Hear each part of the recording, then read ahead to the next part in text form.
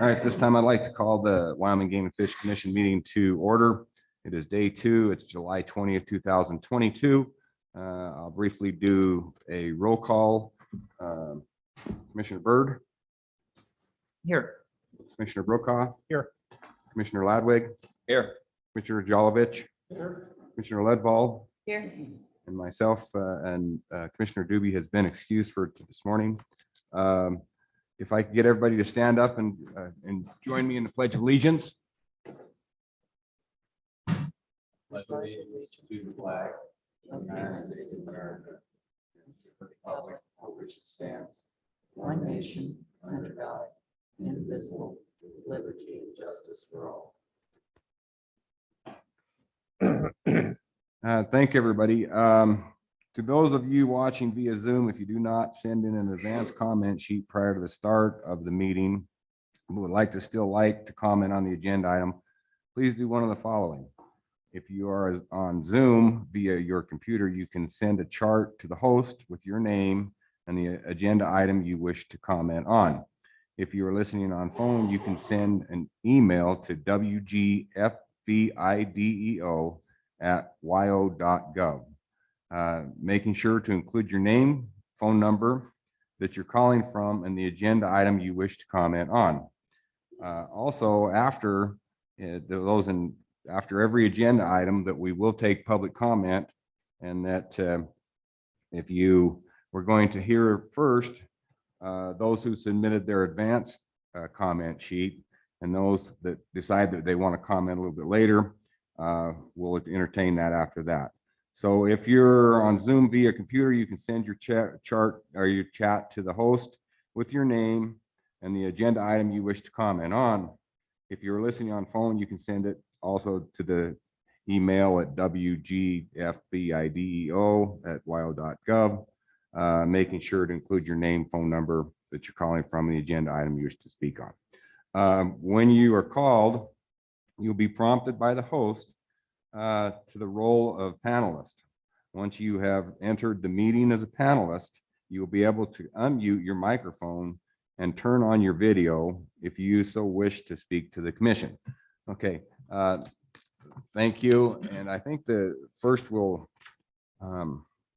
item what we have is going to be for agenda item number 19. Eric, you can do it. Morning, President Roberts, Director Nesvik, members of the commission, Eric Woltanger, Services Chief. This morning I've got 2 agenda items. The first one is the Jackson Housing Project update. If you recall, we have gone through some water testing, drilled a couple wells, and give you a brief update on that. We don't know a whole lot more other than the water volume's good. We're looking at about 100 gallons per minute, so that should be pretty sufficient for maybe 6, maybe all the houses. We'll see, depending on how many we do. Potentially, depending on the water design and what that looks like, we might have to have a cistern system or potentially drill another well. We'll just have to get a little further down the process to understand whether the demand is going to be more than what we have right now. The testing we're still waiting on. Hopefully that testing comes back either later this week or early next week. But all indications, early indications look pretty good for the water sample testing. As far as the process, the contract is going through the AG's office right now for the design. So if you recall, back in June at our commission retreat, we approved the design for Jorgensen. That contract is going through, and hopefully we'll get that back in the next couple of weeks and get moving with that. What follows after once we get that contract done is the CMAR. If you recall, we talked about the construction manager at risk. We're going that route rather than the design build. And we will basically do a pre-proposal meeting in Jackson on the 10th of August. And after that, we'll put together and receive some statements of qualifications from interested parties by the 23rd of August. And then a short list will be made from those qualified proposals, and interviews will be held on the 7th of September to get that CMAR up and rolling. Basically, when we go through that process, as far as some, I guess, landmarks that we're looking for, we hope to get a hard number for pre-construction services on what it'll cost us to have the CMAR go through the design process. We should have that probably early October, I believe. And then once we go through that, we should hopefully get a good number from the CMAR. If you recall, the benefit of going with the CMAR is that we're going to get a bottom dollar number for the project, for the complete project, once he goes through that design process. And that should follow hopefully sometime later in the fall. So we should be able to come back and report on what it's going to cost the commission to build all the houses that we decide in phase one sometime in late fall. There's a little twist with this whole thing. I don't know if you recall, but a few years ago, we've been trying to build a hatchery house at the Auburn Fish Hatchery. The Fish Division and Services Division got together and decided that this might be a good opportunity to get that house completed over there. About 2 years ago, when we sent it out to bid, I think we got a few bids and they were really, really high. We can't get anybody to build a house over there. So Fish and Services talked about it. We got with the director's office. We think the best approach, we talked to Jorgensen also, is to try to add a house in, whoever we select to build these manufactured homes, add one house in that will be the Auburn Fish Hatchery house. So if we can get a really good deal on that house, that's the route we'd like to go. Prior to that, we need to get some design work done at the Auburn Fish Hatchery for construction oversight, grading and all that, and the water system, septic and all that. And so the action that I'm asking from the commission today, the department would like to get approval for $47,000 for design costs for the Auburn Fish Hatchery. We'd like to amend the contract with Jorgensen so they would be responsible and do the design work for the Auburn Fish Hatchery house. We haven't, I thought we paid for that house in Auburn already. So we allocated the funds, I believe, 2 years ago, and we didn't use the funds. So that money reverted back to the commission's budget. So it was. So the commission's really not out the. No, sir. All right. And you want us to vote on a motion to approve the $47,000 for Design costs for the Auburn Fish Hatchery house. design costs. All right, I'll entertain a motion to for the commission to vote on to add an additional $47,000 to the design and cost of the Auburn Fish Hatchery house. Do we have a motion for that? So moved. Okay, it's moved by Commissioner Ladwig, second Second. by Commissioner Byrd.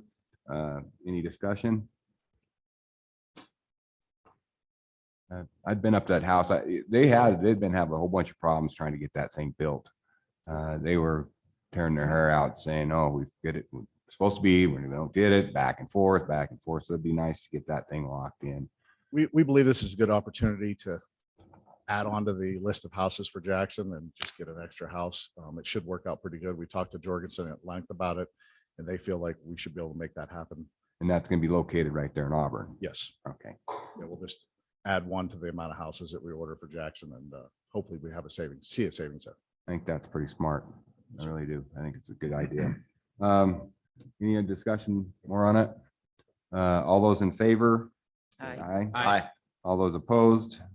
The motion carries. Go ahead. Thanks. Are there any other questions on Jackson housing? You're okay, Mr. President? Water? I'll move right into the committee update. Water, maybe. What was that? The water, or is that Deputy Director Kennedy's? The water? Mhm. Right now, we're at a standstill until we get the test results back. Oh, okay, because he assures us it's going really well, just so. It's going well. And if it's messed up, it'll be his fault. Yeah. Okay, thanks. The Services Division has received the ball and taken the handoff from the director's office on this project, so we are ready to roll with it, and the foot's on the gas pedal. It's all nice. Oh. It's all nice. Okay, thanks. So I will move into Cody project update. The Cody Regional Office, it's going good. I think we have one picture up there. I had a few other ones, but we'll just go with that picture. That was as of last week. There is paving going on. Things are moving. The landscaping's getting put in. We've had some trees die off. The contractor replaced a bunch of trees already. The interior is going really well. Painting's done. Cabinets are installed. A lot of good work's being done. We have continuously hit our snafus with delays on our electrical gear. It's due to ship July 15th and it's supposed to be here on the 17th. However, we found out about a month ago that it's missing parts. There's components, panels that is missing on that electrical gear. And so there's delays. We received a change order from BHI on the 5th of July. And that change order was requesting additional time. And then there was a money ask in there also because of the additional time.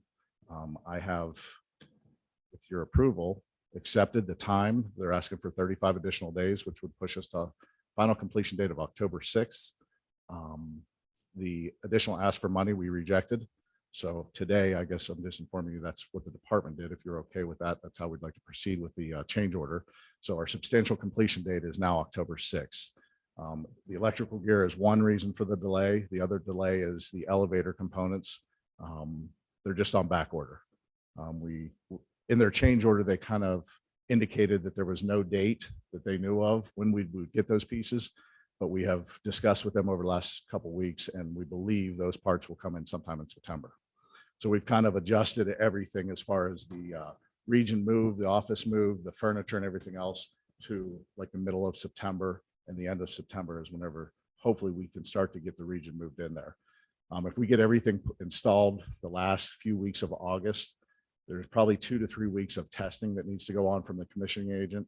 Once we get close to the end of that, depending on how long that takes, we can start moving the region in and getting the moving contract going and getting all the stuff moved in. I believe that is it. So once again, the change order that we received on the 5th of July, I responded last week to, was for an additional 35 days for a substantial completion date of October 6th. I stand for questions. So what was it? What was it when we were up there before? Is the panel that they were waiting for and that came in? Yes, Mr. No. President. No, it has not came in. It ships out of Pennsylvania on July 15th, or it was supposed to ship on the 15th and get there on the 17th, but it's missing some internal pieces that they said was going to be there. One thing I will say is BHI and the electrical subcontractor have ponied up about $30,000 for these two things, the elevator parts and the electrical panel, to try to expedite that shipping. And they now have in turn, I think, gone back and tried to get their money back, because whenever we first started down this road of all the delays, they asked us to do it. And we said no. So they ponied up the money to get the parts there. And now the parts aren't going to be intact and whole. So it's been a struggle. I mean, I think everybody knows what we're going through with parts and pieces, whether you're building a house or a car or anything like that, everything's on delay. So How's the furniture? furniture is looking good. I had a meeting with Lauren last week, and that is, I believe a lot of it is already at one of the contractors. So they really want to get it there and store it there. And we're working through that process now, if we could potentially store it. They're trying to not move things 2 and 3 times.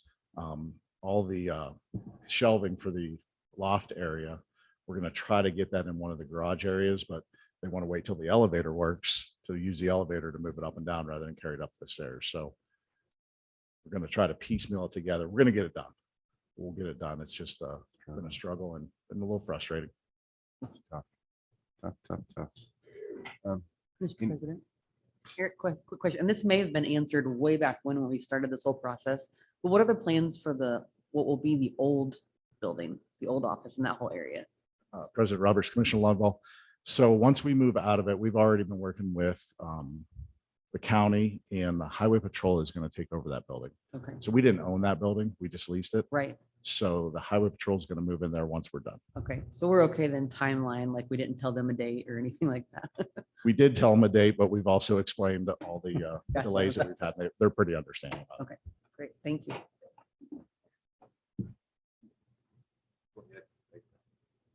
Well, I guess he just left. Any other questions for Eric? No action required. Thank you, sir. Thank you, sir.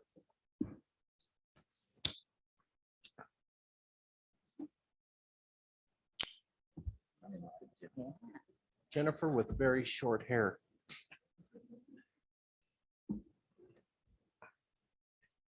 Indeed.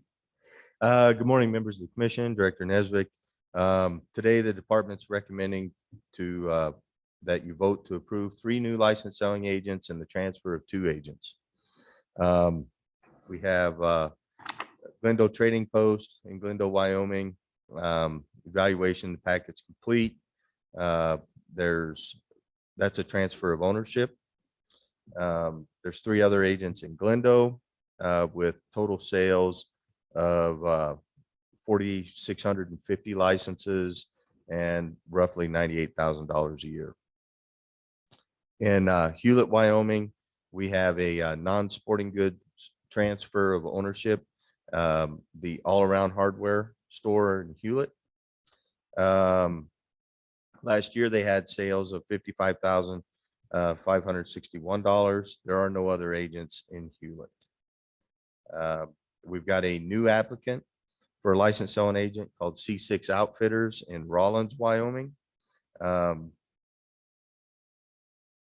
are 3 agents currently in Rawlins, and with total sales of $176,000 a year and about 7,200 licenses. We have another new applicant, Wind River Fly Fitter LLC out of DuBois, Wyoming. They're applying as a sporting goods agent. There are 6 agents in DuBois with total sales of about 5,700 licenses for $152,000 a year. And then the last one we have is a non-sporting goods new applicant in the town of Alpine, the town of Alpine's Visitor Center. There are 3 other licensed selling agents in the area, and with annual sales of about 9,000 licenses, $213,000 a year. Very good. Any questions for Greg on the new LSAs? Mr. Weiss, Yes, sir. are any of these signed up to do direct deposit payments, or do you know? Something that we've been trying to do. Yes, Commissioner Ladwig, we do have, every time we sign up a new agent, they sign up for electronic payment as well. Or transfer ownership would be the same thing. So these would be, they would add to our good numbers for electronic payment. Very good. What's the pleasure of the commission? I make a we have to motion, do we them? approve the 3 transfers and 2 transfers and 3 new licensed selling agents. It's moved. There's a question though. Go ahead, Galen. I didn't know if we needed to approve them individually or if we can just one fell swoop. I have a motion to approve in one fell swoop. Would you like to second that? I would. It's been moved and seconded. Any other discussion? Seeing none, all those in favor of the motion to approve, say aye. I Opposed? The motion carries. What else, Mr. Thank you. Greg? Anything? No, sir. Very good.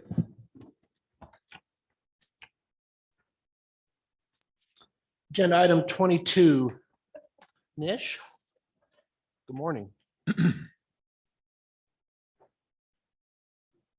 Good morning. I'm Nish Goikolea, Director of Education Communication and Public Relations.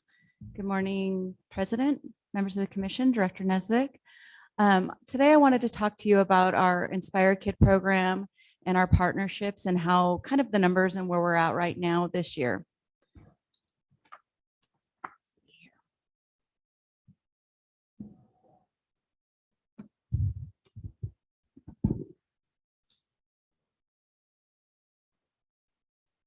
So here's an overview of this year's expo. This year we had 127 volunteers, 37 partners and sponsors, 155 Game and Fish employees helped with this event, and 34 students received their Hunter Education Certificate. In total, we saw 2,747 students. This number is significantly down, and we've seen the decline for a number of years.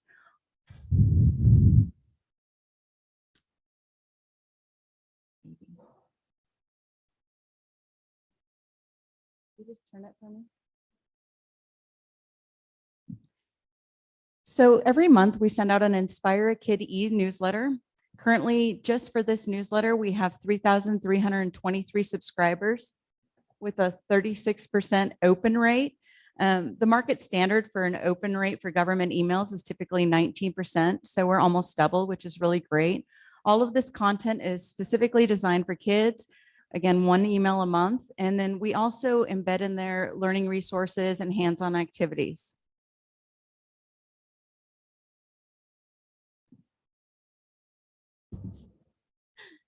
So here's a kind of a snapshot of our outreach programs. We have 152 outreach programs across the state. We reach approximately 8,000 participants, and this is just in the last 5 months. Of these programs, 58 have been content-based programs. Some specific examples we do often is some lesson plans we provide to schools. 35 of these events have been Hunter Ed guest presentations at topics. Some of the topics we cover are laws, regulations, things like that. We've had 22 public relation events. We typically focus on these to build awareness on what the department's doing and where we are and what we want to do even in the future. We've had 11 different programs that were contest and skill-based programs, 4 programs that were examples such as science fair judging, hunt planner demos, 3 skill-based programs. These include skills like shooting or fishing, things like that. And then in total, we had 165 programs offered last year. So we will exceed this number already this year, which is really great. That's one of the reasons I wanted to come and kind of give you this snapshot so I could show you what I know of last year, what we're doing this year, and by next year have a cumulative viewpoint of how we've grown. So here's this year's stats so far. So far, we've certified 3,120 students for Hunter Education. We've had 131 volunteer instructors for Hunter Ed. Total volunteer hours have surpassed 2,500. 131 courses have already been offered. We've relaunched this month the Hunter Education e-newsletter that goes only to our Hunter Education instructors. And then we are kicking back up our volunteer instructor recognition program in September. So this year alone, we've already surpassed the total number of students who have been certified in Hunter Education by 981 students. I think this number is still low. I think we can do a lot more. So we're working diligently on this program. You're going to see a lot more come next year.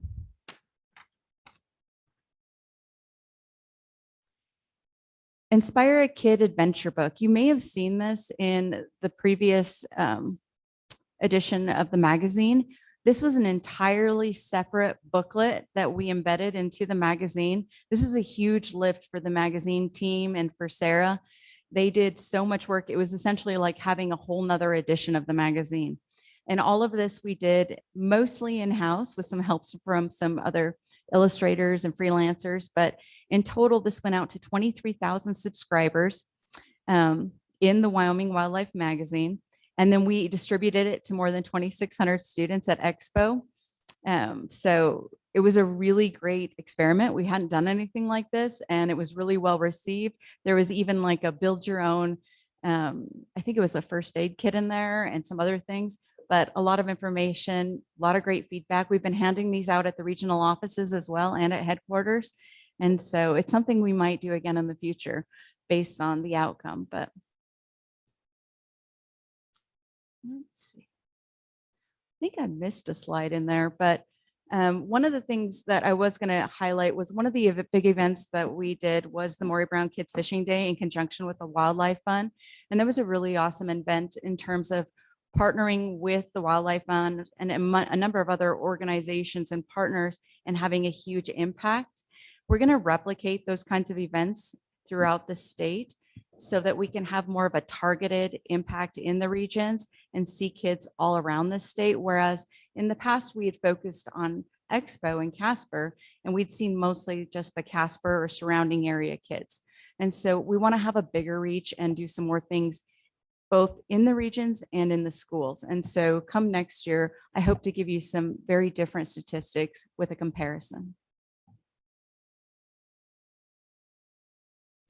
Well done. Thank you. Questions from the commission? Well, I think you're doing, Mr. President Furnish, I think you're doing excellent work Question on that trend of the expo participants going down. Hard to calculate with the last 3 years, but why do you think that trend is? Will we get Casper back up, or should we not focus there in Casper? We should focus other communities around the state. What do you think? Well, I think the trend going down, one of the things that we heard from the participants this year is that, oh yeah, we do this every year, or we've already seen this. And they very much, the Casper community very much knows Game and Fish, and they know what we're going to bring to Expo. So it's kind of lost that new and exciting luster in that area. I still think we should absolutely focus some efforts on Casper and Casper kids, but I think we can do it a lot differently and bring them something new, or make sure that the efforts that we target for education and outreach feed into other programs such as hunter education, angler education, archery camps, etc. And so having that exposure that builds a skill and then leads to something else that has this continued involvement, whether it's an internship down the road, the fellowship program, or wanting to come work for us at the end of the day, it should have that kind of forward moving momentum. And so while Expo really does highlight the department, it was also a really huge lift for our staff, and it kind of limited what we were able to do for the rest of the state. And I'd much rather see a smaller version with that exposure, but has an impact across the state for more kids and different audiences. Okay, very good. Mr. President, just for the commission's awareness, Nish started to touch on this a little bit, but I think it was 3 sessions ago, the legislature passed a resolution directing the superintendent of public instruction and myself to evaluate and look at providing more hunter education in the schools. We started down that road and kind of got short stopped, I think, by COVID is probably what happened there. And we've had some success in different parts of the state, but certainly not broadly across the state with having hunter education in the schools. We've got pockets here and there, places where we've got schools that are teaching that curriculum. But Nish and I have discussed, we need to pick that thing back up and take a look and work with whoever is elected as the new superintendent to start down that road again and look at what we might be able to do. That's one of the things that we've heard from our public going back to when we did the current strategic plan, is that the public's interested in more access and availability of hunter education. And I think we've got a gap there that we need to try to fill. So Nish has been working hard on it. She's been doing a great job. Thank you. Thank you. Is there anything from the public? Mr. President, I had a question concerning the paper shortage. Yes. I know a lot of this goes out on emails and things like that, but for like the kids, it seems to me that something in their hand is more important to them probably than an email. How is that impacting the Inspire for Kid and some of your programs with paper shortage? So right now, the paper shortage is worldwide. We just came from WAFA and we had the same discussion with the other information and education groups in other states. Everybody has the same problem we have, and they're doing exactly what we're doing. We're kind of offering it any way we can provide it, whether it's an email, print at home, or if you come to any of the offices, we will print you a copy or give you a copy. And so we already know the gaps. The major issue we have, because this is so new to us, is that we're not really completely sure the demand. A lot of people are really happy with the digital copy, and some people are really happy printing at home, and other people want the really nice professionally printed copy as well. And we completely understand that. The nice part is that we feel like the department can absolutely deliver in all of those means, and we can even take it a step further. Next week, we're going to launch, which I will be sending to you all, a version of the regulations book on Nextbook, which is exactly how we provide the digital copy of the magazine. And it's a really awesome platform that we can also embed video and link to other content areas, which is something kids nowadays love. So we're tossing around the idea of putting a field dressing video in there, or, if it's one of the fishing regulations down the road, we can put how to, tie your fly and different things like that. So instead of, we know we won't be able to provide the copy as we did in the past, but we're really looking at this as an opportunity to engage in a different way with multiple audiences. And so On that same vein, though, we're getting ready to reprint a new edition of our hunter education manual for both the students and the instructors.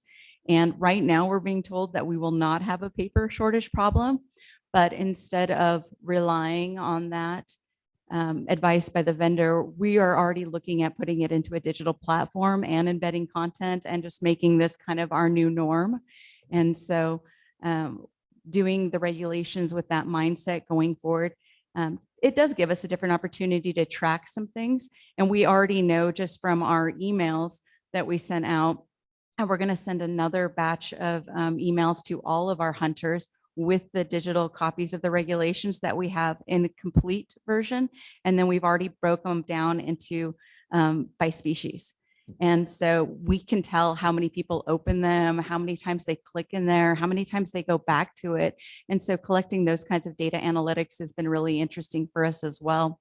So I guess, I don't know if I've completely addressed your question, Commissioner Ledwig, but at the end of the day, we're really looking closely at this, and we still feel like we can serve our stakeholders 100% in any version or matter, and also look at some opportunities to do some different things. Thank you. I appreciate all your efforts and keeping the public involved. It's really showing some improvement in my mind, and even though the shortages are happening, they're still getting informed. I appreciate that. Okay, thank you. Thank you. Sarah.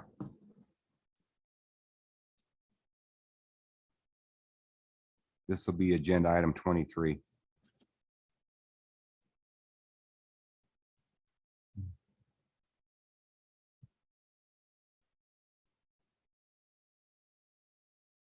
President Roberts, Commissioners, Director Nesbitt, I'm here to talk to you today about the Wild Harvest Initiative and give you an update on what we've been working on so far. My name is Sarah Dorenza, and I'm the Public Information Officer for Wyoming Game and Fish Department.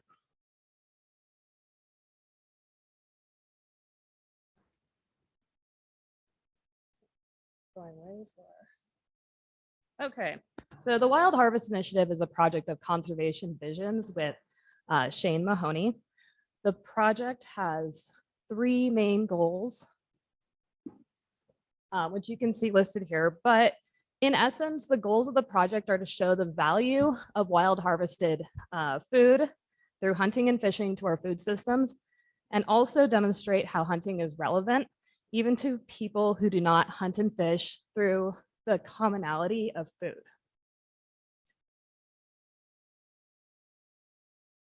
In addition to Wyoming, there are 32 other project participants, including state governments, domestic and international conservation groups, science and hunting-based nonprofits, outdoor industry leaders, and private foundations. The Game and Fish Commission invests $50,000 annually into this project to support the work of the Wild Harvest Initiative. And this is a 5-year commitment that's evaluated annually in your budget. And we are beginning the 3rd year of work with Wild Harvest.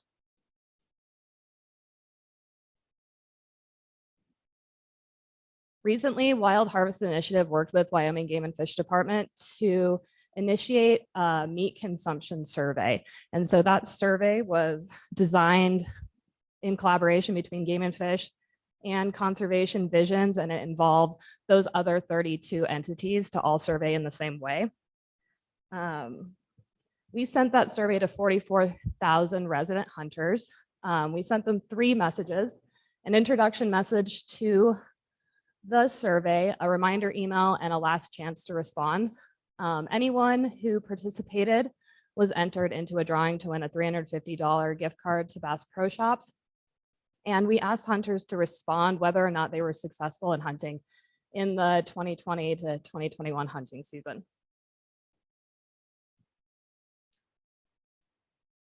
So some of the key findings from that report are that 93.5% of Wyoming hunters share meat with somebody, and that's pretty significant. We found in the survey that hunters share on average with 2.3 people within their household and with 3.5 people outside the household.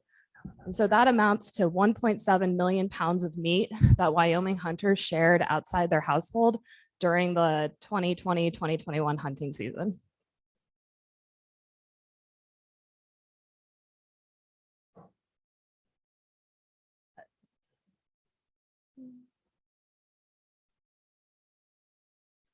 Some of the other significant highlights of the report that I want to draw your attention to is that we learned that people in rural communities and of lower economic status relied on wild meat as an important part of their diet and food supply. We found that younger generations are hunting more often and consume more wild meat. We also found that younger generations report experiencing more obstacles to hunting. But the main outcome is we learned that hunting is valuable and very important to Wyoming's food security.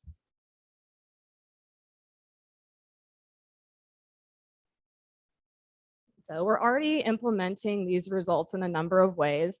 One of these is maintaining lots of resident hunting opportunity in our state. We are working closely with the First Lady's Food from the Field initiative that works with hunters to accept donated meat and infuses that to the food system through food banks. This also informs the way we communicate about hunting and the language that we use to recruit and retain younger hunters, because we know their interests are different than older generations. And we're also working to develop and enhance the resources that we have about cooking your harvest, which include how-to videos on our YouTube page. The next projects of the Wild Harvest Initiative include a video that explores the intersection between ranching and hunting and how those two practices work together to provide food for our state. And also the continued research and promotion of relevancy of hunting and hunting heritage, especially through food. And that's my brief update. I can stand for any questions. The full report and the survey are available in your commission packets. And if you have time, I'd really encourage you to read through that. There's a lot more outcomes and interesting data that were gleaned from our Wyoming hunters. That's interesting. Any questions? Mr. President, one thing just for the commission to be aware of is the founder and president of Conservation Visions is Shane Mahoney. I think some of you are familiar with Shane. He is going to come and talk with the commission at the November meeting and talk more broadly about both the national efforts and international efforts and some of what the future of this project looks like. He's a well-known conservation leader and speaker, and I think it'll be a privilege for the commission to be able to interact with Shane directly. He actually volunteered and committed to coming previously, but he lives in Canada, Newfoundland, and they really had some serious COVID restrictions there. When he left, he had to quarantine for 2 weeks before he could go home. And so anyway, the pandemic really prevented his appearance before the commission, but he does now want to come and speak with you in November. So we're planning for that. That's excellent. Thank you, sir. I sure appreciate the great work that you do. You've always been so professional and so perfectly done for this commission. You're a very nice asset for this. It's appreciate it. Thank you. Thank you. Thank you. Okay, number 24.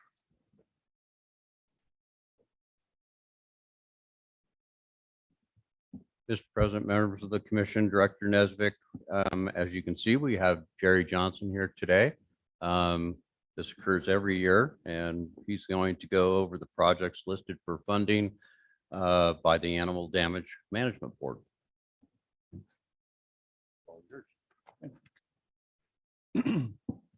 Mr. President, members of the commission, Director Nesvik, thank you for having me here today.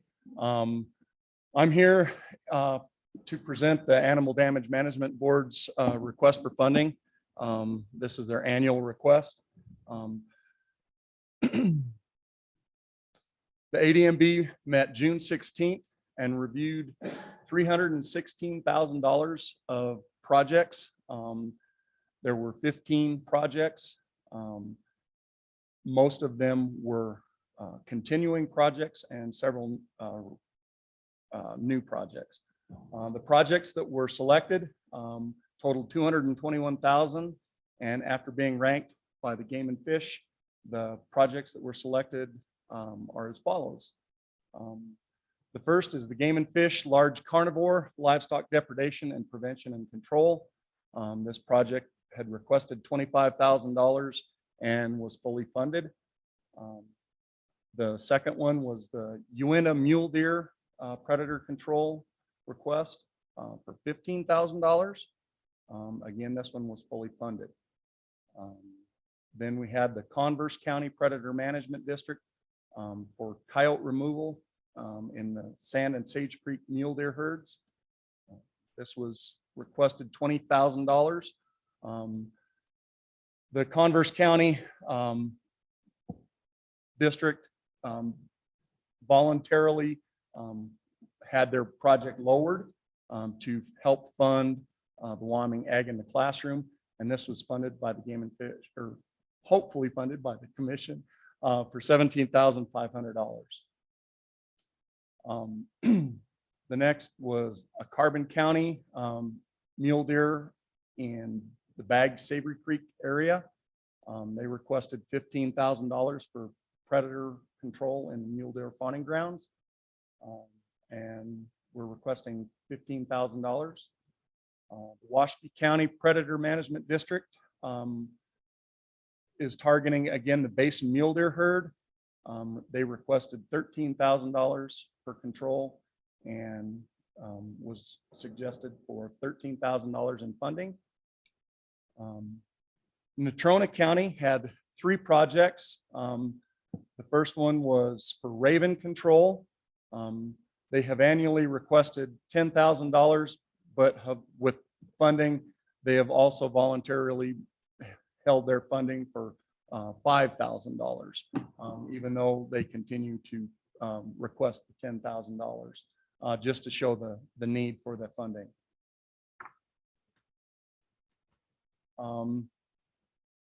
Their continuing project for the Bates Hole Mule Deer herd was requesting $25,000 and was fully funded for the $25,000. They also have a continuing project in the Stove Gulch and Big Sulphur mule deer herd. They were requesting $25,000 and $25,000 was approved by the ADMB. The Wyoming Association of Predator Districts have presented a project for the last few years for the best practices for relocating golden eagles.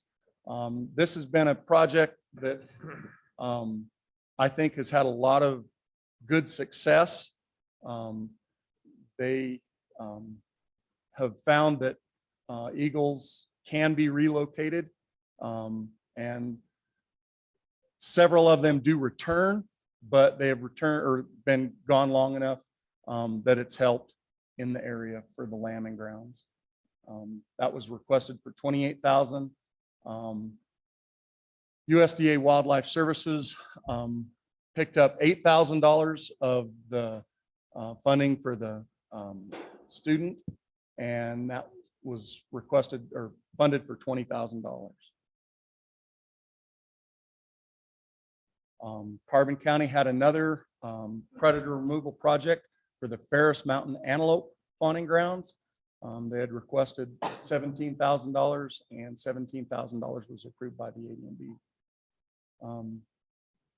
The Sweetwater County Predator Management District has a dual program. One is for the predator control for the mule deer herds and wildlife, but also for the migratory sheep bands that kind of winter in that area along with the wildlife. They had requested $30,000 and $21,000 was approved by the ADMB. Fremont County, they are again requesting funding.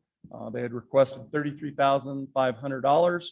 The ADMB funded for $20,000, and it was suggested that the Game and Fish Commission would fund $15,000 or $1,500, excuse me, and the balance coming from the ADMB funds. The last project funded was the Wyoming Ag in the Classroom. They do a lot of education work with elementary students and throughout the state with their teacher programs. And they requested 2,500 and the ADMB funded $2,500 with Department of Ag funding. Over the last year, several of the projects had coyote removal. Shown listed are the projects that had it. One of the interesting things that they did find was in the Carbon County, the Bags Mule Deer project. That winters right next to a band of sheep.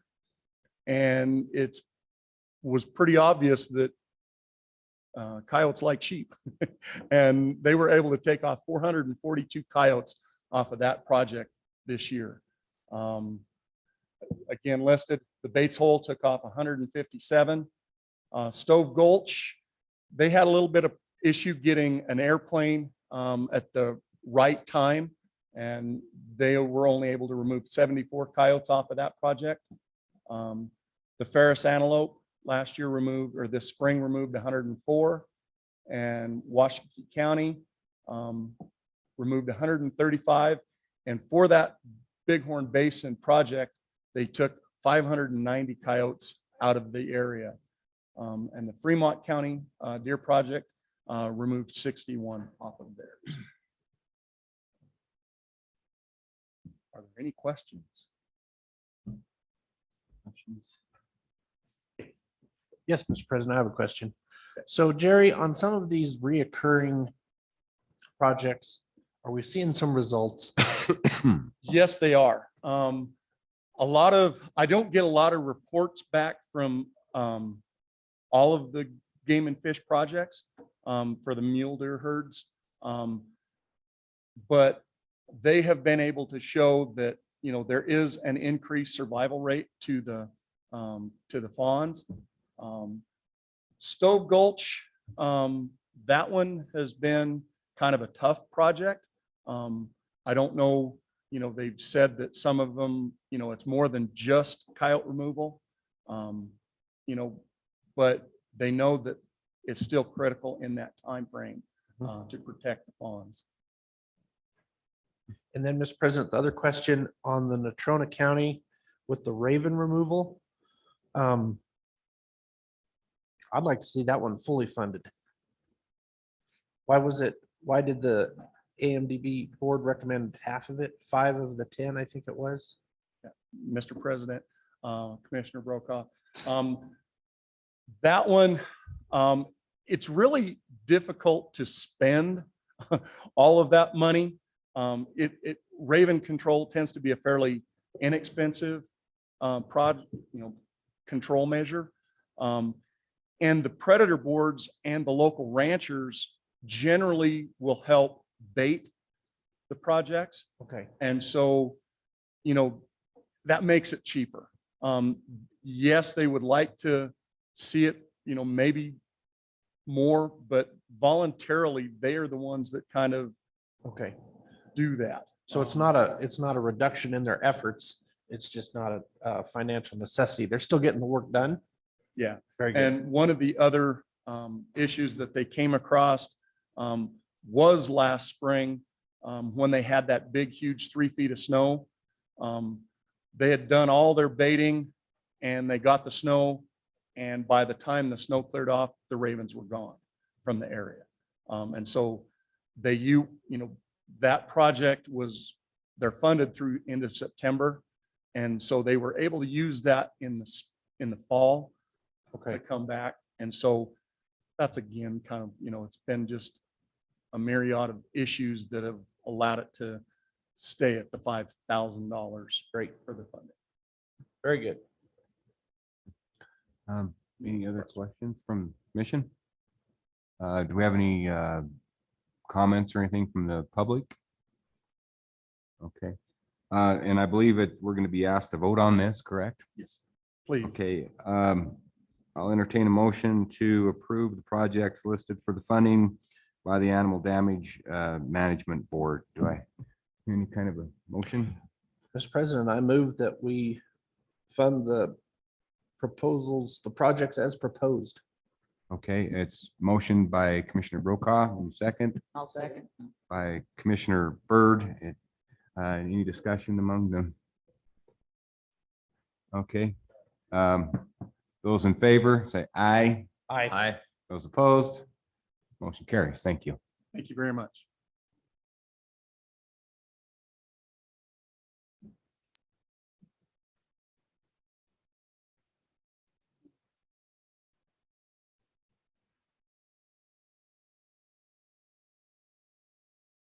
Here, go ahead. This will be agenda item 25. Go ahead, Doug, on the drought update. Thank you, Mr. President, members of the commission.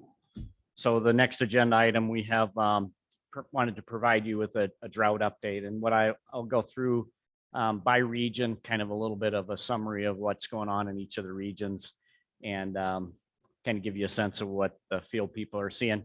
The main problem with this presentation, I guess, is that we created it 2 weeks ago.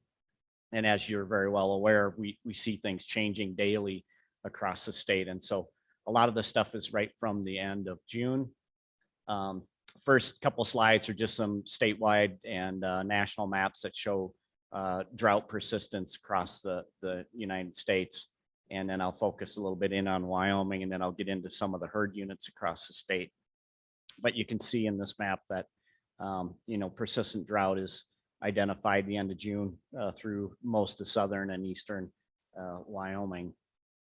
A little closer look of that map, and you'll see that June 28th, that kind of mirrors that outline on there, that the moderate drought is here and the more severe drought to the south and southwest.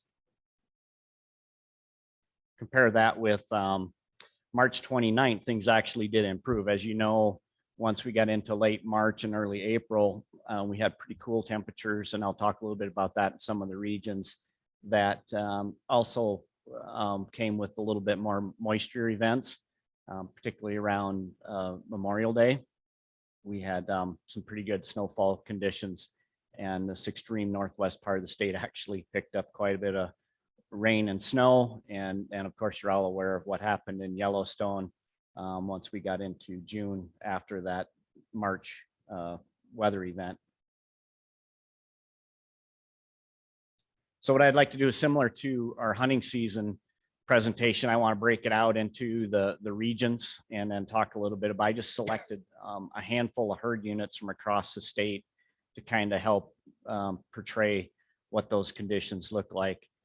So what I have on the right side of the screen is moisture events, precipitation across during the year, all the way back to 2011.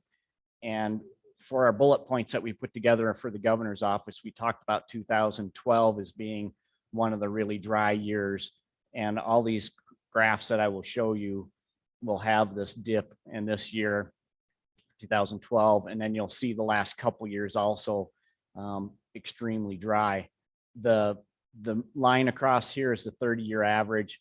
And the website that I pulled this from is Devise, and I'll talk a little bit about that at the end, but it's in millimeters. So basically 3 millimeters is 43 inches of rain or precip in a year. And so I picked one of the extreme herd units, Targhee, which is all high elevation, between 9 and 13,000 feet elevation. And the Tetons are right against the state line.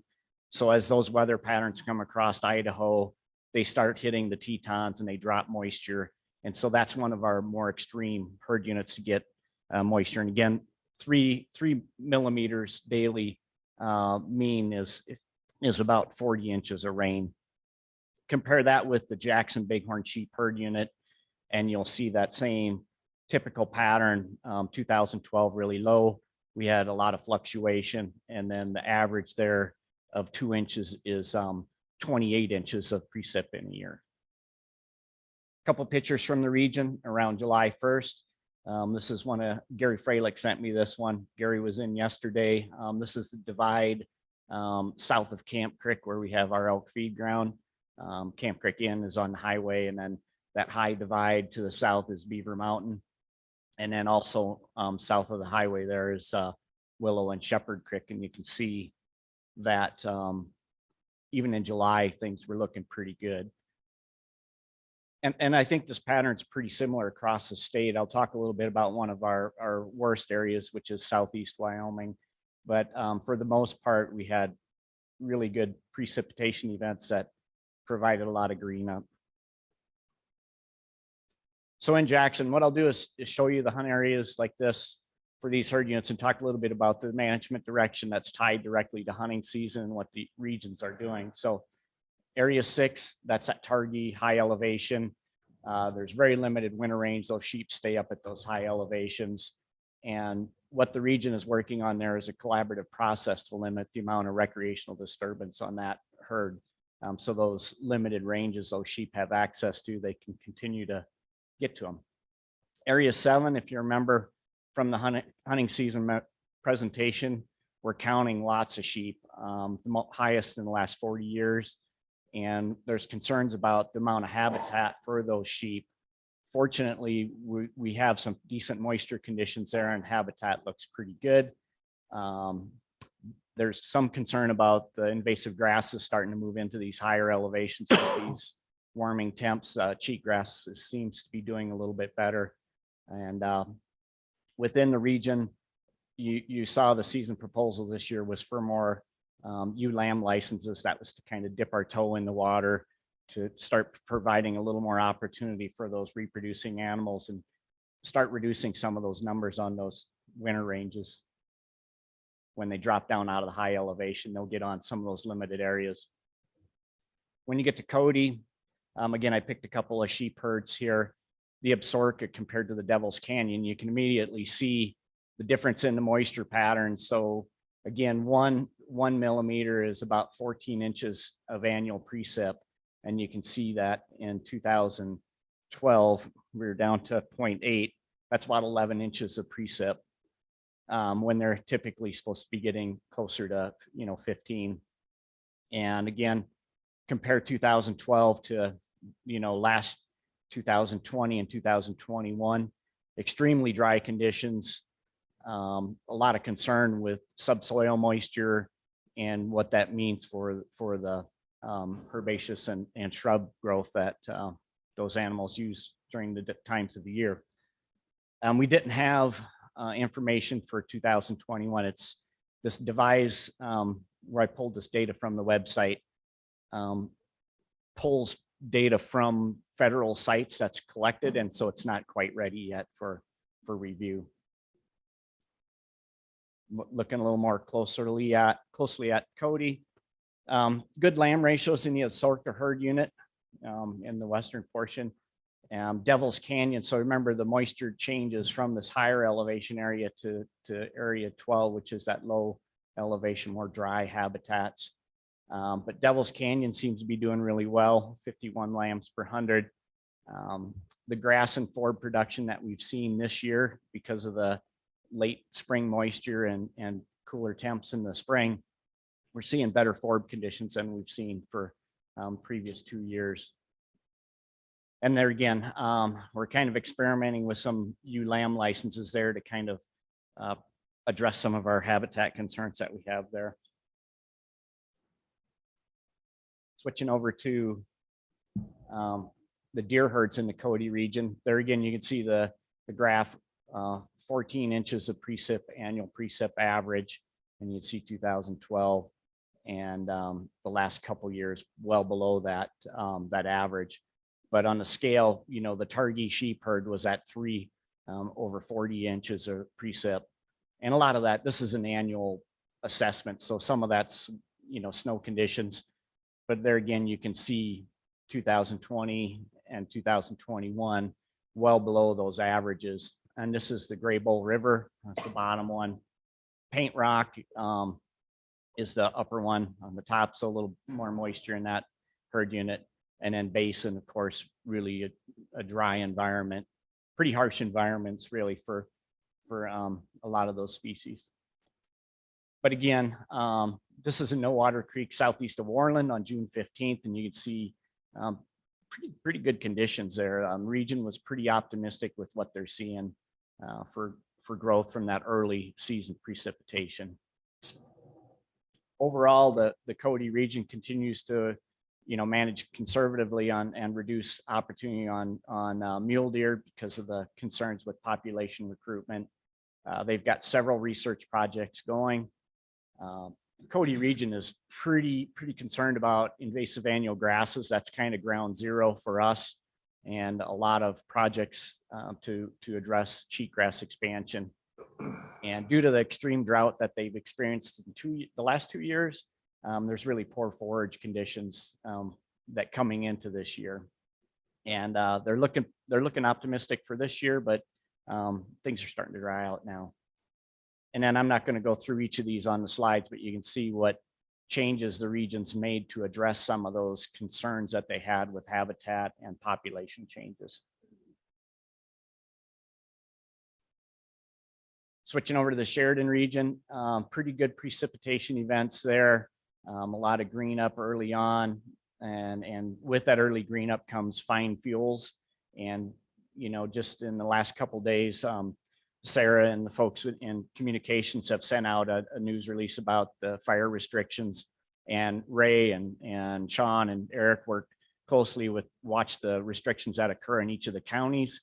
And we coincide with those restrictions to make sure that our habitat units are protected when there's drying events going on. A couple of herd units in the Sheridan region that I wanted to show was just talk through some of the elk. But again, just a few pictures, the Bighorn Mountains. A little late green up and a late for willows to take off too, just because of the cold spring that we had this year up there. But overall, things remain relatively green, and again, we're pretty optimistic for forage conditions. This is a fortification unit at the end of June.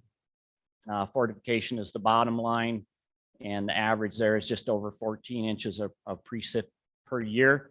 You can see we had some good years, and then the last couple years actually exceeded where we were at in 2012. And I think that 0.6 millimeters, that's less than 10 inches of precip. So that's pretty drastic. And when you have that low of precipitation, of course, your subsoil moisture gets depleted. A lot of these shrubs have multi-tiered root systems, so they're pretty effective at taking advantage of the surface, but they also have some deeper roots too. And so if that subsoil moisture is not there, when we start seeing the year cure out like we do now in July, those shrubs will be stressed. And so we're a little bit worried about that. And I've got a slide from Pinedale where they're actually seeing some shrub mortality. Switching over to Green River. This slide on the right is hunt areas around Farson, Dry Sandy, Square Top, and Yellow Point. Those are all kind of in that Farson country up towards Boulder. And again, pretty harsh conditions. The average there, 0.6. They're down less than about 8 inches of precip. And you can see that they had some dry conditions where precipitation was almost non-existent on a couple years. Some of the other hunt areas actually get a little bit more moisture there. And this was July 1st. Farson, you can see, of course, the roadside always has a little bit extra growth. And if you travel that way, and I know Commissioner Roberts probably hears from some of those folks up there in the wintertime, those elk will gravitate towards that highway corridor because that's where there's some remaining forage. Looking at a couple other herd units in Green River. So Bags, and then Bitter Creek and Carter Lease. And Bags is a pretty phenomenal place with forage production, and they just have the right conditions for growing deer and elk. And but you can see again the trend here from 2012 and what we saw 2021, and then it did come up last year a little bit in most of those herds, but overall this 14-inch precip line here shows you that we had some variability and some concern there. Little Mountain, south of the interstate here, east of the Flaming Gorge. The region's really pretty optimistic about what they saw this spring. They actually felt like they had a more normal spring. The slide's not a very good one for growth, but that was an area that they were trying to treat some cheatgrass. Sage Junction here in the western part of the region. Nugget Canyon also over here. And then some mowing that they did. And habitat projects, once we do a habitat project with the services folks, they'll come in and mow. If we get the right precipitation events, we can have a pretty profound response with herbaceous growth back. And this spring, it looked pretty encouraging for those projects in this part of the state. So in the Green River region, they continue to reduce doe fawn quotas due to the drought that we've seen the last few years. This spring, they had really good timely moisture, and it's keeping our vegetation green. Like I mentioned earlier, that brings fine fuels, so we're a little bit cautious about what that means for the fire season coming up the next couple months. Overall, the region's fairly optimistic about what they're seeing for fawns and even sage grouse chick production. Jeff was with us on the tour yesterday. He talked a little bit about some of the broods he's seeing, and we're pretty optimistic that we'll hopefully see an uptick in our sage grouse this year. Invasive grasses continue to be a serious concern, in this part of the region as well.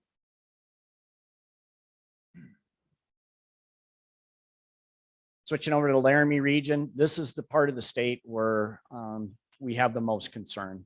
We've got really a lack of growth. Some parts of the region are not seeing green up, particularly you get east and south of the town of Laramie. But again, moisture patterns for the Laramie Peak sheep. And it's kind of interesting that you can see Encampment River, the differences in moisture between a couple different herd units and what those herds have, basically come to live with. And the average here, so just over one is 14 inches. So we're probably 15 to 16 inches. And we had quite a number of years that was pretty good, but you do see that we did drop off. And then when you get to Encampment River, a little more variability, but they just tend to have a little higher level of precip. This is some green up in the Snowy Range late June.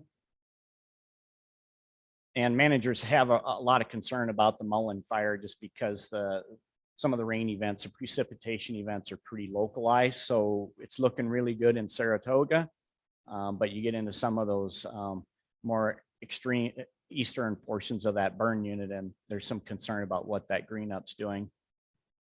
The region is working on some habitat use in Encampment River. They've got some bighorn sheep monitoring going on there. And they're also looking at bighorn sheep ranges across the region, and particularly at Laramie Peak remains extremely dry, a lot of concern. And when we don't have that subsoil moisture, we see limited shrub leader growth, and there's a lot of concern that we could have some shrub mortality with lack of moisture there.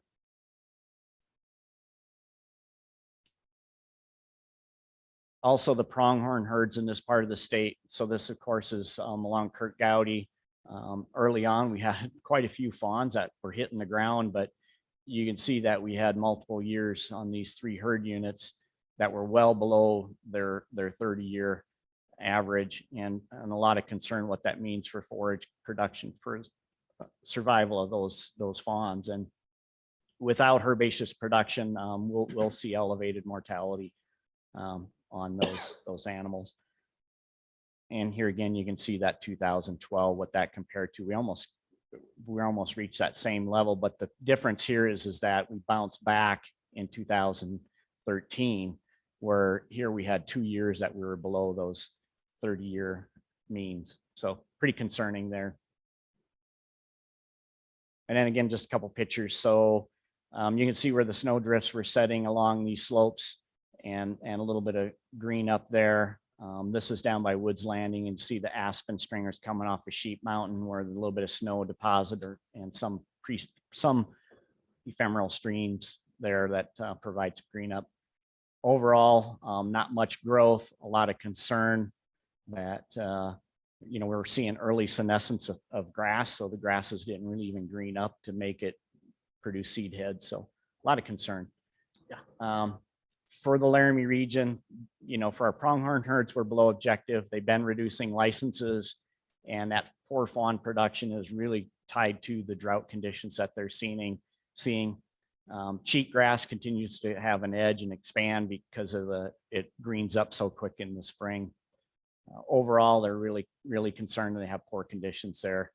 On the good side of it, they did have some local precipitation in Shirley Basin and over in the Platte Valley, and things are looking a little more encouraging there.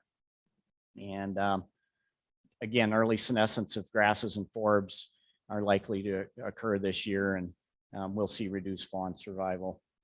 And then you can see what they did this spring with their season. So that was in response to 2 years of drought and a lack of pronghorn numbers in those herd units. And then switching up to, we got Lander and Casper and Pinedale yet. So Lander region, this one's kind of interesting because you've got the red desert down at the bottom here, extreme weather events, as you know, it's the desert. Compared to Iron Springs up here at the top, which, this is only 14 inches of precip here. So, you're looking at a pretty low level of precipitation there as well. 1.4 is about 20 inches of precip. Stan Harder took these pictures just south of South Pass. And here again, the region's pretty optimistic. They, compared to the last 2 years, we feel that moisture events are a little better. Snowfall this year was down across the region, but April and June precipitation events should help us out here a little bit. So in the Lander region, they generally been reducing their quotas to address declining populations. And along with the drought, they also had some severe winters in 2018 and 2019. And so they had to respond to those changes they saw in those populations. They're seeing extremely low fawn production and survival. And that corresponds to yearling bucks. If you don't have the fawns, you're not going to have the yearling bucks. This spring, they had some good periodic moisture that we think we're doing a little bit better for now. And you can see the changes they made for their season proposals this year. So a couple pictures from Greg Hyatt and Stan Harder. Stan took the one here, Red Canyon, mid-June, looked pretty phenomenal for that country. This is south of Rawlins, a little bit of late green up. And then this is a reservoir south of Rawlins, and the point that Greg was making is that these little peninsulas that stuck out in May, they were totally just dry. They were just land. And so water levels did come up, but overall, a lot of our reservoirs across the state remain, devoid of water. They just didn't get enough runoff to hold water this year. Switching over to the Casper region really saw a lot of precip this spring. And this is just a few pictures from different parts of the Casper region, Casper Mountain, the Black Hills. Talked to some of the folks up in Gillette into the Black Hills. Incredible spring this year. A lot of precipitation events and things look really good. Of course, things are drying out, and in a ponderosa pine environment, when you have that kind of fine fuels, there is that elevated concern with potential for fires. This was Casper Mountain on May 20th. Again, late spring snowstorms really added to that moisture level that we saw. The drought conditions weren't quite as bad, but when you're running only 6/10, that's only about 7 or 8 inches of precip. So, and getting down to 4/10 of a millimeter per day, that's less than 6 inches of precip, and you're really not going to grow anything when you have precipitation that level. Overall, in the Casper region, they continue to address declining mule deer numbers and those winter losses. And remember, from last year, we had EHD late in the season, and that's tied to a lot of dry conditions, and those gnats, the biting gnats, do well on those stagnant water pools. There's really low herbaceous production tied to drought conditions. On the good side, from this spring, they saw, good spring moisture. And they saw relatively good growing conditions this spring. And so with all that moisture they had, they are starting to see good forage production, but we're starting to see things dry out. Things were so dry, as I showed on that previous slide with the moisture events, that we're expecting some prolonged effects from that low of precipitation. And then you can see of all the regions, the changes in license types were pretty significant here. This is for mule deer in that region.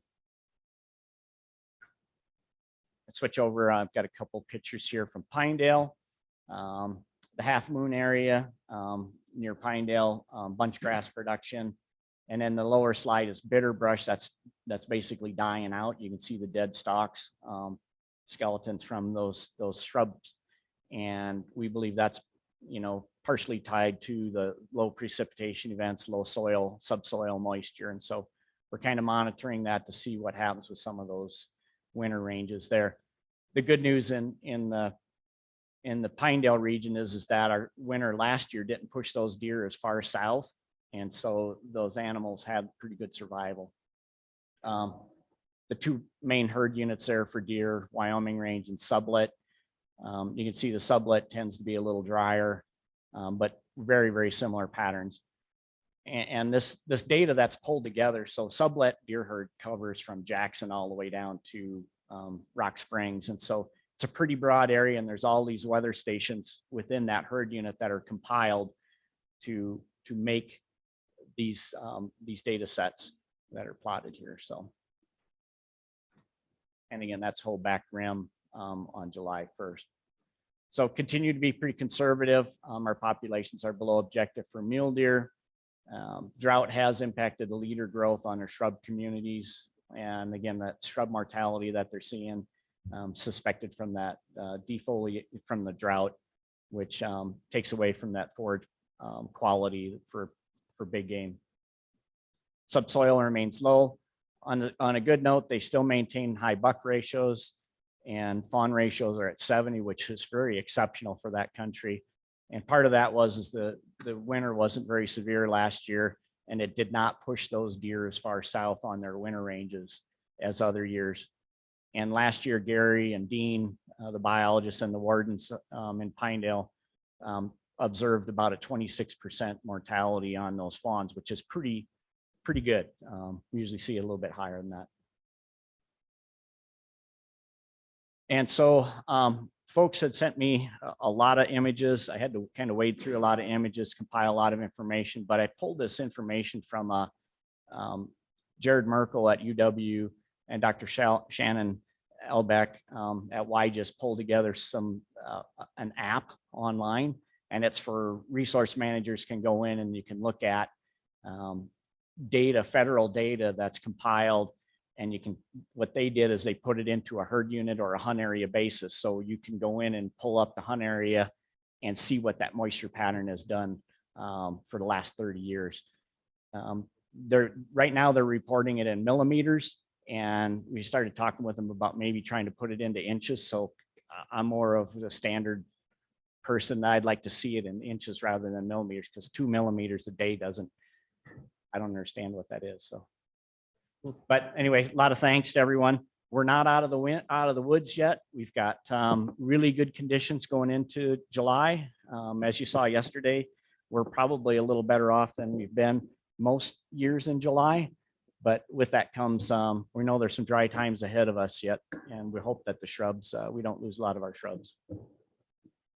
Thanks. Excellent. Any questions? Questions? Any from the public? Okay, thank you. Does anybody need a small break, or would you like to do the last item? I'd do a small break. Small break? I could do a small break. Okay, we're gonna be in a 10-minute break.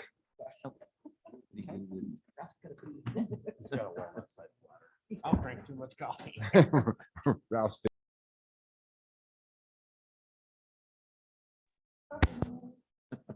Oh. Okay, we're back in session. Next one will be the last item that I have will be the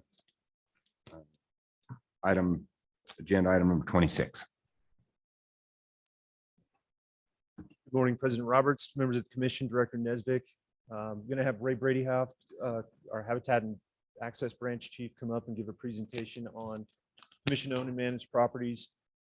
You've had some presentations over the past several commission meetings on regionally specific property, but we felt like it would be beneficial to the commission to hear kind of the reason why we manage property the way that we do for wildlife and recreation, and how Ray and his folks work with other regional personnel to make those decisions and work towards just better overall habitat for our wildlife and recreational experiences for our public. So with that, I'll give it over to Ray.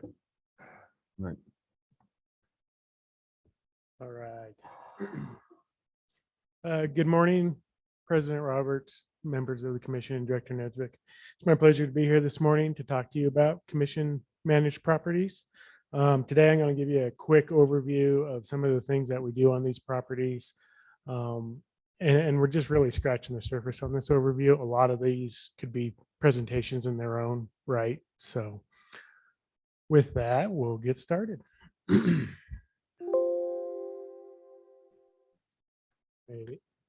Oh, Would you like Whoa. me to sit back or sit forward? Back. Back. Got it. We all sit back, then they would see it.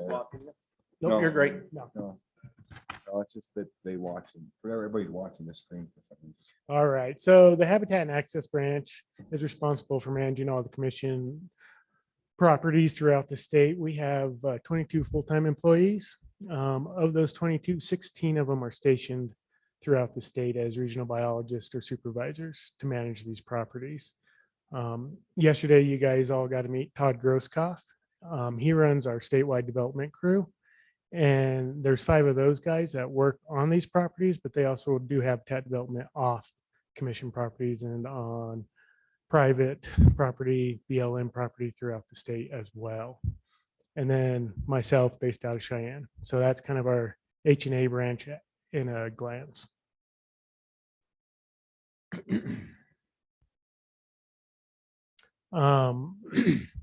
So this map kind of shows where the properties and public access areas are located throughout the state. In H&A, we have the vision of managing these properties to be the benchmark for wildlife habitat while providing public access.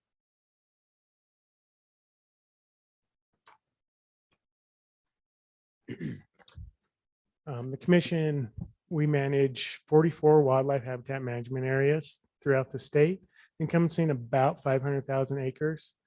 And that's a mix of commission fee title properties, BLM property, Office of State Lands, BOR, National Park Service. So we have MOUs and cooperative agreements with many of those entities as well, that managing these properties for wildlife. And just so you know, all these pictures that you're seeing are actually on WHMAs throughout the state.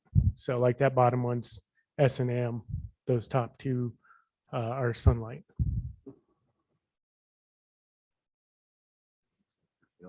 Oh, looks like my place. We also are responsible for all the public access areas in the state. We have 197 public access areas throughout the state of Wyoming.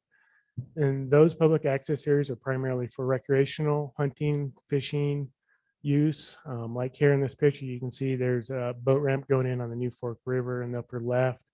That water coming in the middle is Diamond Lake water, and that's Gray Rocks on the right. So we manage all those areas as well.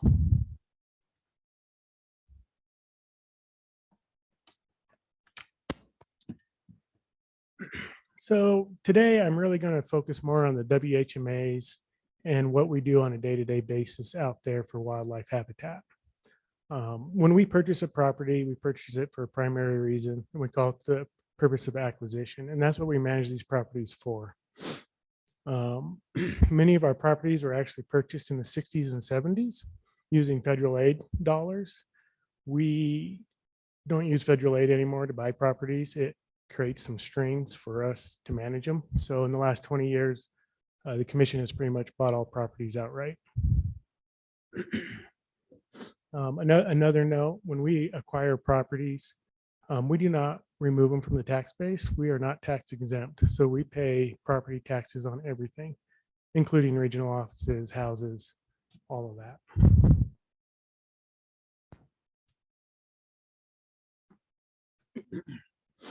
So when we acquire property, we set up what we call managed land access summary. It's basically how we're going to manage that property and what are the goals for that property. So on this slide, this is an excerpt from our WIC WHMA outside of Arlington, up in Commissioner Brokaw's country, on how we want to manage the WIC and what we're managing it for. So number one, we're providing winter range for big game species, specifically elk and deer. So that's our primary purpose for the WIC. We're providing a winter range for those species. And so we manage that really heavily in that regard. So the WIC has hay meadows, mixed mountain shrubs, clear down to the sagebrush. And then number two, we want to provide hunting, fishing, recreational use of the wildlife resource. On the WIC, for example, we have Wagon Hound Creek. We have 3 man-made stock ponds. We have multiple beaver ponds filled with fish. And then it gets a lot of recreational use as well, being right off of the interstate. We also want to manage the area as a good land steward for all species of wildlife. So yeah, we're focused on elk and deer, but we don't want to forget about all the other species out there as well. And then one of our biggest deals out there is protecting department property rights. That can be our water rights. We have really old water rights on the WIC, for example, dating back to the early 1900s. We also monitor for trespass livestock, encroachments, anything that would affect our property rights.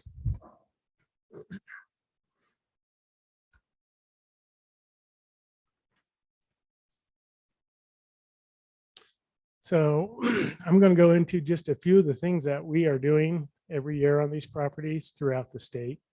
One of the big ones, as we mentioned, was water rights. So we do a lot of irrigation. We have over 5,000 acres throughout the state of water rights alone.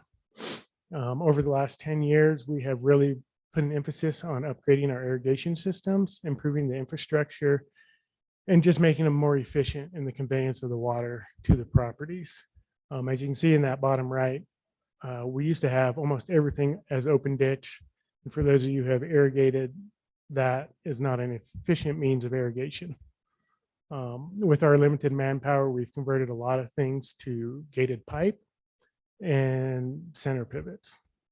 For example, on Spencer Minority, we did a 10-year plan to basically overhaul the hay meadows and put in center pivots on that property. The center pivots are much more efficient. They spread the water better. They've brought those hay meadows back into production. And one big advantage to that is we're using less water and keeping it in the streams for the fisheries as well. So we try and manage these cooperatively as well. On the WIC, for example, when Wagon Hound drops below a certain point, we turn off irrigation water so that it stays in Wagon Hound Creek. And water, of course, is a key to great habitat. If we have water, we can make anything look good. Another big project that we all work on are our fences. When we purchase a property, we inherit whatever fencing is on it. Most of these properties had woven wire fences back in the day. Every year we are working on converting fencing into wildlife friendly fencing. We also have chased a lot of grant money and work with NGOs to remove fencing in places we don't need it anymore. As you can see in these pictures, we have in the left there, that's the elk fence over by Alpine. We have about 90 miles of elk fence. Elk fence is not necessarily wildlife friendly, but it has a purpose. We're sending those elk to the feed grounds. We're trying to keep the elk from leaving the feed grounds and commingling with livestock. We're also trying to keep the elk off the highways around Jackson, Pinedale. So it has its purpose as well. You can see in these other pictures, we have buck and rail fences where we use when we can't put in a common stock fence, rocky country or in wet meadows. And then you'll see some pole top fence we like to use in our high migration areas. It gives a visual for those wildlife, along with preventing them from hanging up in that top wire. And you'll see in that bottom picture, that is actually a drill stem pipe fence. We are working on converting all of our fences around Pinedale to that style fence.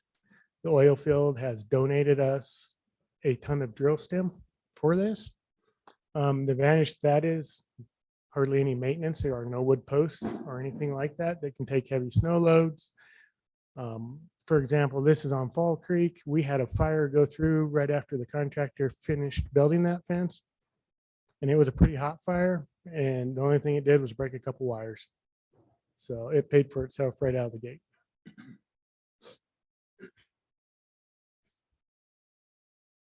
Another big item that we're always working on is weed control. You guys have put a lot of money into weeds over the years. We want to stay ahead of that. Weeds can destroy habitat quicker than anything, especially our invasive annual grasses that you guys are well familiar. We are constantly trying to spray cheatgrass, Ventonata. We're trying to get ahead of the curve on that stuff. And then we also spend a lot of time spot spraying after we've had contractors come through and spray. We work with contractors, local weed and pest district to help us on all these properties as well. Because we pay taxes, weed and pest considers us private, so we can do some cost share, which is a big benefit for us. And many of our guys are actually licensed applicators as well.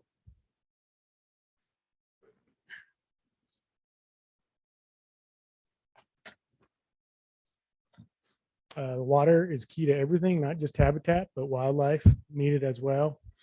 We've been spending a lot of time working on our water developments over the years. In that upper left, we're converting a lot of our stock tanks to tire tanks. Simplot, which is actually not far from here, has donated us a bunch of these over the years, where they actually cut the tire and they just give them to us. So we've been working on that. We've been converting a lot of our wells to solar wells. And then in that right picture is a guzzler that collects rainwater and dew and basically funnels it into a tank for wildlife to use. The big thing with like these stock tanks is also on properties where we have grazing, it helps spreads out the cattle, and water's key to that as well.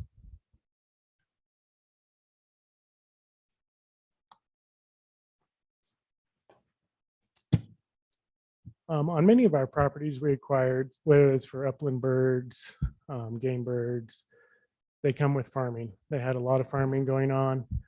Springer, yellowtail, for example, are big farm areas.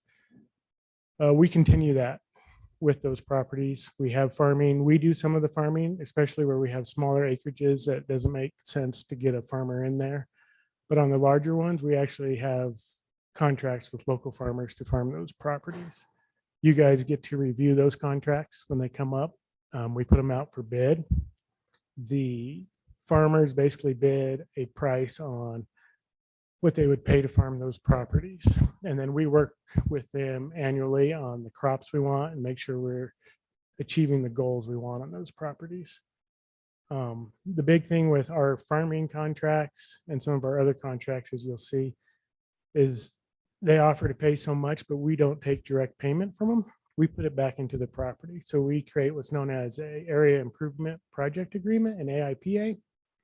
And instead of them paying the department, that money goes back into the property for either infrastructure, weeds, roads, whatever we determine for them to spend it on, which helps us as well because it reduces our workload on some of these. In other areas, like in this upper left, that is the Whiskey Basin Meadow. That is actually now a center pivot. All that gated pipe is gone. We farmed that up. We generally do our own hay meadows. And replanted that and all the S&M meadows to get them back into hay production because they are old and not producing very well. In the upper right there, that's actually Trail Lake Meadow, just above the camp. We just burned that and sprayed it, and just about a month ago, they seeded it using a Lawson aerator and basically seeded it for bighorn sheep. And that's a big project we have going on out there, along with some prescribed fire at some point if it starts to get wet again. And then down on the bottom is just one of our contract farmers with a cornfield.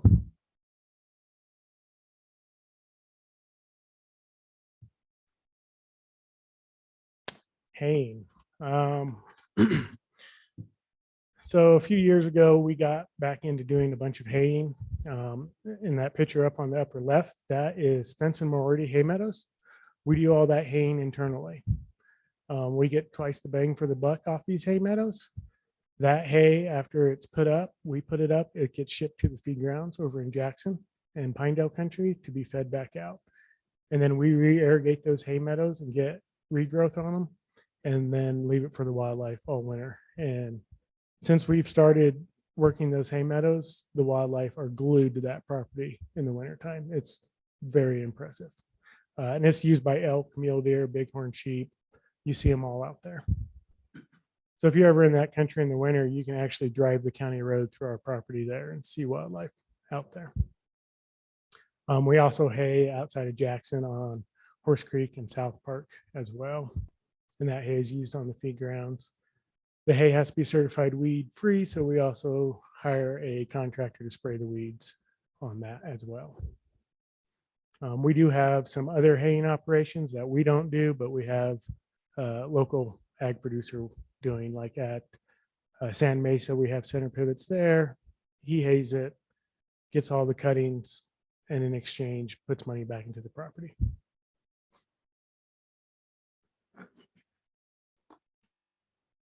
Grazing. Many of our properties have grazing on it. Up here in the left, that's the WIC WHMA. We have cows out there grazing the hay meadows. It's not feasible to hay it. We tried to run a contract on that and it didn't work out. But now we've got cattle grazing. They're removing the decadent old growth and stimulating those hay meadows. We've actually started interseeding those hay meadows again with some forbs and legumes for the wildlife. And so same with grazing. We put that out to bid. It's on a per AUM basis. We set up an AIPA. That money is then put back into the property for weed spraying, roads, water developments, whatever we need done out there. And we work with the landowner that's grazing that, the permittee. And we don't just graze cattle. On Chain Lakes WHMA, we actually have sheep that we graze during the wintertime out there. And then we actually have some goats that we graze in the Bighorn Basin to help control noxious weeds because they eat everything.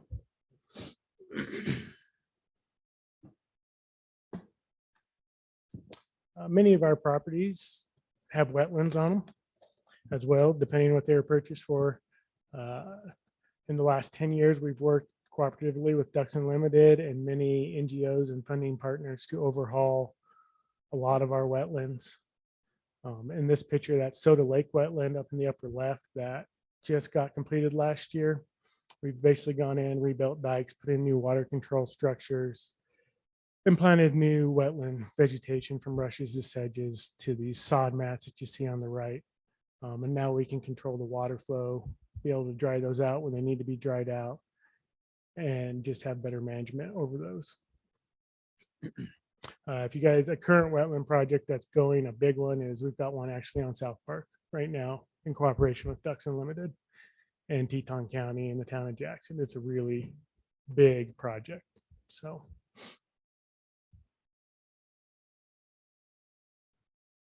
And besides all that, we also do a lot of habitat work on our properties as well. So I could give a whole presentation on all the different types of habitat work we do.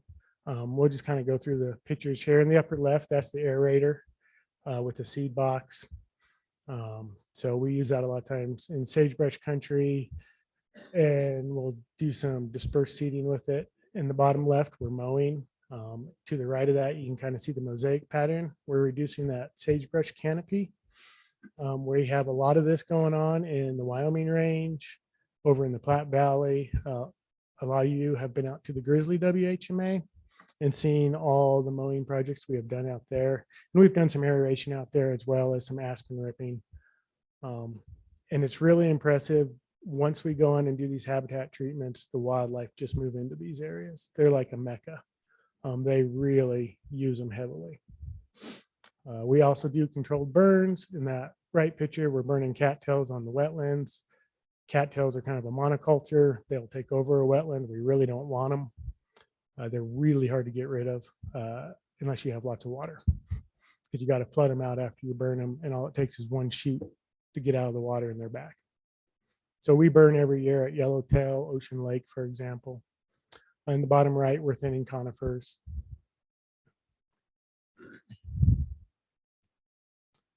In this picture, at the bottom left, that's a range pitting project we were doing up on, I think, Ingberg Roy. Then we've also got stream restoration projects. The one in the bottom right is Sunlight WHMA stream restoration project.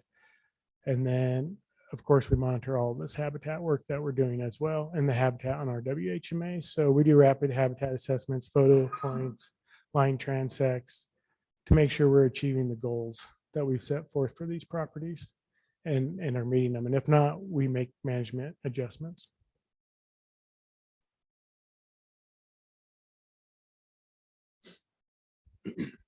And of course, there's a bunch of other stuff we do besides that.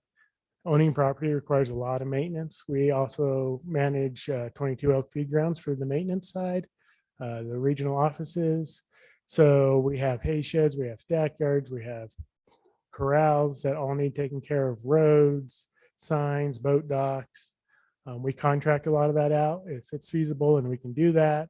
A lot of it we also have to do in-house. And since COVID has come through, our use on these areas has skyrocketed. So we're getting a lot more use than we used to.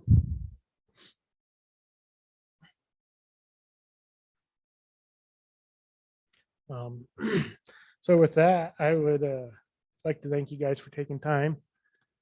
And if you guys have any questions, I'd be happy to answer them. Or if you guys ever want to get out on a property, let me know. I'd be happy to get you out. We have properties throughout the state. You can see what we're doing out there. Have any questions? Be happy to answer them. It's wow factor with you guys. You guys do so much. I mean, it's incredible that all the different projects, the habitat, the everything, the maintenance, everything. It's just mind boggling, and you do an absolute wonderful job. Thank you. And the state is, I mean, the state is well served with you folks. We sure appreciate it. Is there any other? Yeah, when I was up at the whiskey camp, I went up above there and looked at that great big aerator. That's quite a piece of equipment. Yes, that aerator, we have 2 of those. Yeah. So, and they get a lot of use. So. Impressive. Questions? Mr. President, I have a question. Ray, you said that those properties that we bought with those federal match dollars in the 60s and 70s, those strings that are attached with those federal dollars, are those strings still attached? Yes, they So sure are. once you buy that property with that federal dollar, those They stay. requirements are there forever. Right, they run with the property. We actually are still trying to finish an audit on these properties and correct some issues we had done back in the day. So for us, what this means is when we do ground disturbance, we have to get a NEPA clearance. Yeah. And it just adds time and work to our process. Whereas like Spencer Morty, we bought in the 90s. We can pretty much do whatever we want out there without having to go through the NEPA process. So. Yep, that's what I thought. Any other questions? Is there any questions from the public? Okay, thank you. Thank you. Thank you.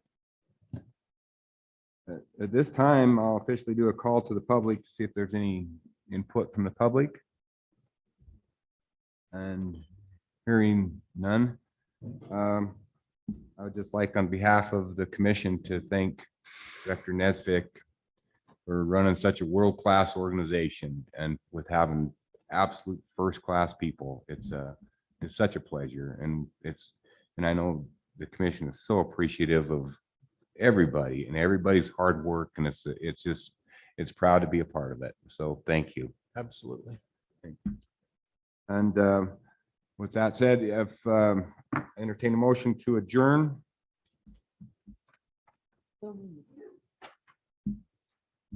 Commissioner Linville makes the motion to adjourn. Do we have a second?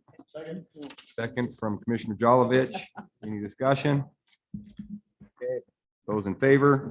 Aye. Aye. Opposed? We are now adjourned. Very good. Good meeting. 10 o'clock, right on the nose almost. 10 o'clock, right on